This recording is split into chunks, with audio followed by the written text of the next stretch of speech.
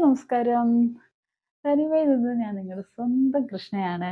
ഇന്ന് ഞാൻ പരിചയപ്പെടുത്താൻ പോണത് കഴിഞ്ഞ വർഷമൊക്കെ ട്രെൻഡ് ആയിക്കൊണ്ടിരുന്ന ഒരു സെറ്റ് മുണ്ടാണ്. അതിപ്പോഴും കറന്റ് നമുക്ക് അവൈലബിൾ ആണ്.